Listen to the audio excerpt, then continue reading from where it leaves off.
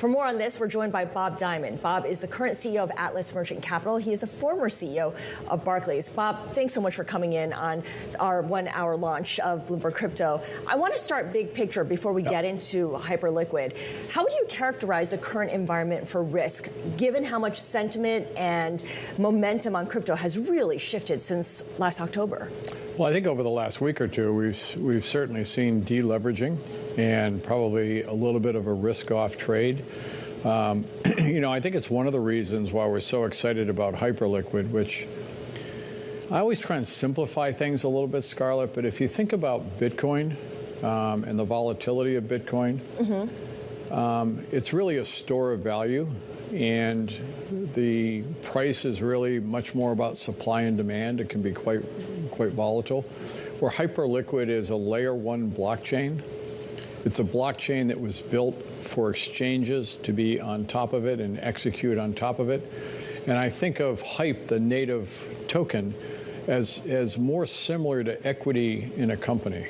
So it's much more valued based on the price earnings, based on the volumes. And as we see Hype be traded on Hyperliquid, but now Trade XYZ, which is a platform, a part of Unit, through HIP3, they're able to go in on Hyperliquid and build an exchange, and they're trading the NASDAQ. They're trading SpaceX. They're trading Tesla. And just recently, they've been trading silver and gold metals. So we're seeing for the first time real application of real-world assets coming on to an exchange. And I think this is a sea change. But the volatility we've seen in things that are supply and demand driven, stores of value, is very, very different than Hyperliquid, which is really a business. We've heard a lot in recent years about the idea of real world assets being tokenized and trading. But I think there are still a lot of people out there who are unconvinced that this is a problem that needs solving. Convince them right now.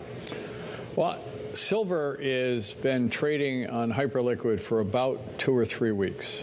Last Friday was the single largest day for volume of silver trading, I think as far back as you can go in history. And Trade XYZ on Hyperliquid was 2% of the volume. I think if nothing can say, we actually have real-world assets on this exchange. Hyperliquid is doing it. Now, over the last 7 days, Bitcoin's down about 12%, Ethereum's down about 20%, and Hype, the native token, is up 40%. Think about those numbers, down 12%, down 20%, up 40%. It's because the volumes have been growing, revenue has been growing. Last year, revenue was just under $1 billion. There's 11 employees. This is a real business, and for the first time, we're seeing real-world assets come on chain. What kind of adoption do you see from TradFi, from traditional Wall Street, onto the Hyperliquid platform right now? Because they have a lot of concerns around know your customer and anti-money laundering, and these are things that don't get solved quickly. I can't even say TradFi very well. I say traditional finance. I'm so traditional finance, so TradFi, I'm trying to work on it, Scarlett. I think is some of the people were saying when you did those clips, the institutional adoption is real. We were an early investor. You had Jeremy Allaire on there. We're an early investor in Circle. That's infrastructure. That's stable coins. That's blockchain. These are things that real bankers or traditional bankers can really understand. And I think today, all major banks, JP Morgan, Bank of America, Bank of New York, State Street, Barclays, they're all investing in blockchain. They all have use cases for blockchain. So one thing we're seeing for sure is the infrastructure is very much adopting blockchain as in my own view, over the next 5 to 10 years, we'll see blockchain emerge as probably the most prevalent infrastructure really in finance writ large. We just spoke to Mike Novogratz over at Galaxy Digital, and he regrets not getting into the prediction markets game sooner with investments in the big players. The upgrade to Hyperliquid will allow support for prediction markets. How do you compete with the call sheets and the poly markets out there? What gives you the edge? So first of all, thank you for asking that. HIP3, We've been bringing equities on, metals on. HIP-4, we're doing some more changes in the technology so we can bring prediction markets on. Literally in the next couple of weeks, they'll be on Hyperliquid. And I think what we've seen is that Hyperliquid is fast.